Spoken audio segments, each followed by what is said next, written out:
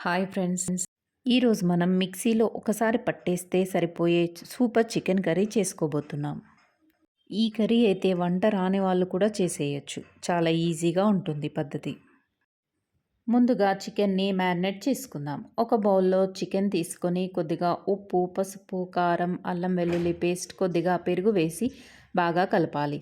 ఇలా ఒక 20 నిమిషాలు ఉంచితే చికెన్ చాలా సాఫ్ట్గా టేస్ట్గా అవుతుంది.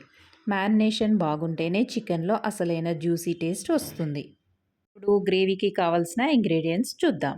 మిక్సీ జార్లో కొద్దిగా పుదీనా, కొత్తిమీర, 2-3 పచ్చిమిర్చి, ఒక ఉల్లిగడ్డ, ఒక టమాటా వేసుకొని మెత్తగా గ్రైండ్ చేసుకోవాలి. స్టవ్ మీద ప్యాన్ పెట్టుకొని ఆయిల్ వేసుకోవాలి. ఆయిల్ వేడయ్యాక మనం గ్రైండ్ చేసిన మసాలా పేస్ట్ వేసి ఆయిల్ విడిచే వరకు బాగా ఫ్రై చేయాలి. ఇప్పుడు దీంట్లో పసుపు, అల్లం వెల్లుల్లి పేస్ట్ వేసి కలపండి.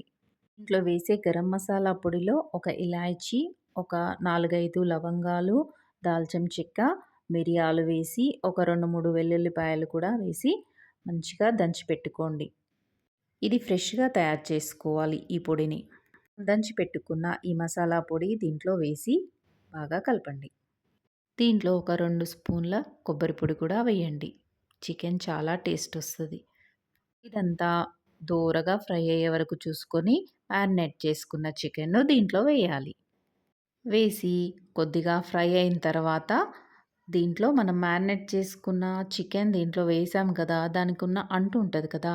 దాంట్లో వాటర్ పోసి ఆ వాటర్‌ని కొన్ని దీంట్లో వేసుకుంటే కొద్దిగా గ్రేవీ ఎక్కువ వస్తది. మనకు గ్రేవీ కావాలంటే అలా వాటర్ కొన్ని పోసుకోవాలి. ఫ్రై చేసుకోవాలంటే డైరెక్ట్ ఫ్రై చేసుకోవచ్చు వాటర్ పోసుకోకుండా. ఇలా చికెన్ సాఫ్ట్ అయ్యే వరకు కొద్దిసేపు ఉడికించుకోవాలి. ఈ కర్రీలో నేను ఇంట్లో చేసుకున్న మసాలాను మాత్రమే వాడాను.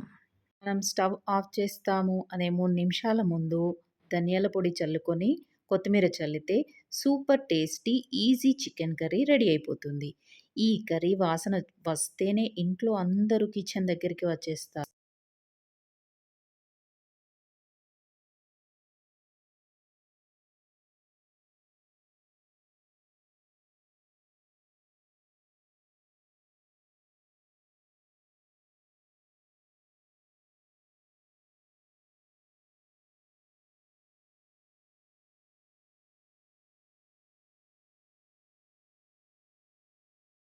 బావుంటుంది మరి ఈ కర్రీ టేస్ట్. ఈ వీడియో గనక మీకు నచ్చినట్లయితే లైక్ చేయండి, షేర్ చేయండి, తప్పకుండా సబ్స్క్రైబ్ చేయండి.